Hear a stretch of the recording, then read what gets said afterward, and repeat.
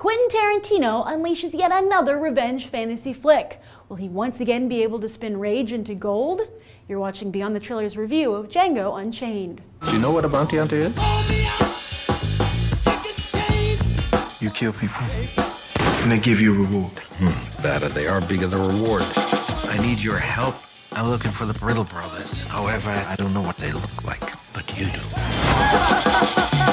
Don't you? They caught my wife, and they sold her, but I don't know who to. That means we visit every plantation until we find them. That's right, gold, of both the box office and awards variety.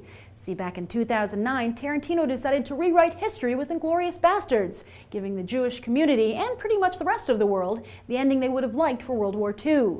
This not only resulted in Tarantino's biggest box office hit ever, the previous record holder was Pulp Fiction, but the flick won many Best Supporting Actor awards for Christoph Waltz, including the Oscar, where Inglourious Basterds was also nominated in 7 other categories, including Best Picture. So, of course, Tarantino was going to make another one. But instead of focusing on the rewriting history angle, instead Tarantino feels his real strength is tapping into the hatred of minority groups denied justice and giving it to them, so to speak, on screen. Therefore, after taking on the Holocaust, Tarantino is now addressing slavery. And that is indeed an untapped vein of hatred and anger, as while Hollywood has made a slew of prominent Holocaust films, only the television miniseries Roots has truly addressed the issue of slavery.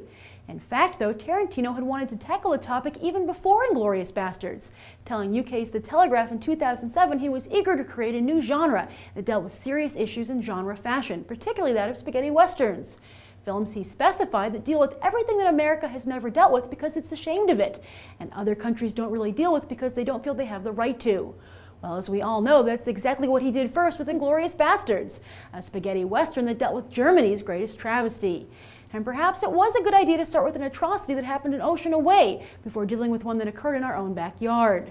But with that in mind, will American audiences be able to cheer on Django Unchained as they did Inglourious Basterds? Hey, the latter did pretty good business in Germany.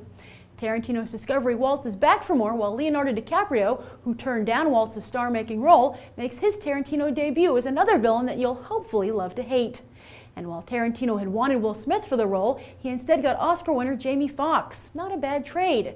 So has Tarantino succeeded in creating a new genre? Let's go find out. So let me start this review by saying that I'm one of those people who feels Inglourious Basterds was robbed.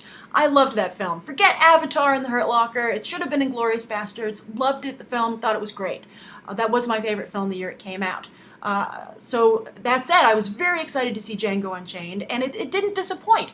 I have to say, I feel Tarantino has achieved his goal of creating a new genre, and he does it very well. You know what? I'm also impressed that he's able to tap into these feelings of anger and give this feeling of justice and revenge to the audience. And he makes, even though you might not be personally tied to this hatred and anger, he helps you understand it and feel it, but never in a cheap way, and never in an exploitive way, at least in my opinion. So I definitely think that Django Unchained can stand in the same genre as Inglourious Basterds, but I do have to say, I don't think it can stand totally shoulder to shoulder.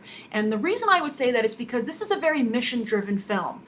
I didn't really see any character arcs. I don't think the characters really went through, they go through horrible situations, but I don't know how much it changed them from the beginning. I don't think you see a real change in the characters internally from the beginning of the film to the end of the film. I guess I would say that I think Django Unchained lacks a deeper meaning. And for that reason, I don't feel it's going to be a huge Oscar contender. That said, though, it's still a wonderful film. It's one of my favorite films of the year.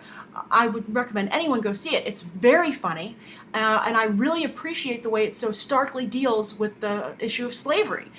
And I think one of the things it captures best, in my opinion, is the very twisted, almost surreal relationships, interpersonal relationships that came out of this situation of having slave owners surrounded by so many of their slaves that they're outnumbered, and the way they keep control of that, and the way that these people still have to interact together day to day, and how they do that. I thought that was fascinating. And even also casual interaction in the South, how that's handled. And I thought they did that really, really well. As for the performances, I thought Jamie Foxx was a great Django. When I was watching it, he has such an iconic look with his hat and his sunglasses that I felt and Halloween's to come, just like we see Hit Girls, I think we're going to see a lot of Djangos.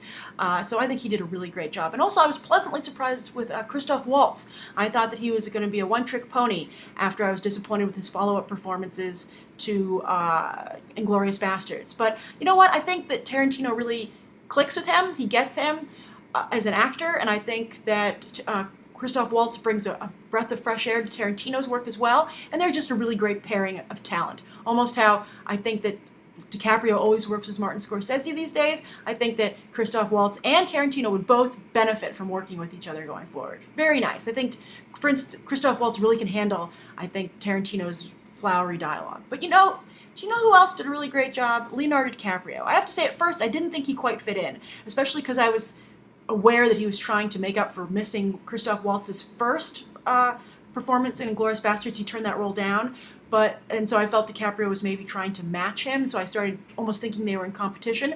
But as the film went on, I separated that, and you really saw DiCaprio for who he was playing, and he disappeared into the role, which I think is really to his credit.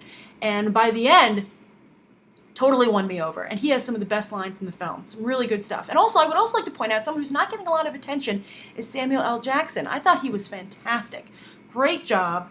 And I would maybe think that I'm surprised there isn't more discussion about maybe him getting a Best Supporting Actor nomination somewhere. I think he did a really great job. Transformative makeup, and to see someone who's usually would never take this kind of abuse the way as a head slave of the head house slave, it's funny to see him kind of reverse that role.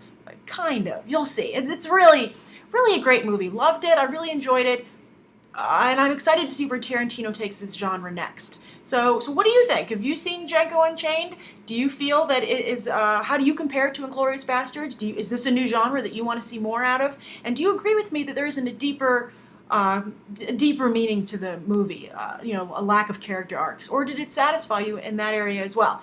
Be sure to write your thoughts down below. I hope you enjoyed this review from myself. Beyond the Trailer is a mix of reviews like this, audience reviews, movie news, trailer reviews, so I hope you'll consider subscribing, and thank you for coming and stopping by and watching the show. Alright, see you around. Bye.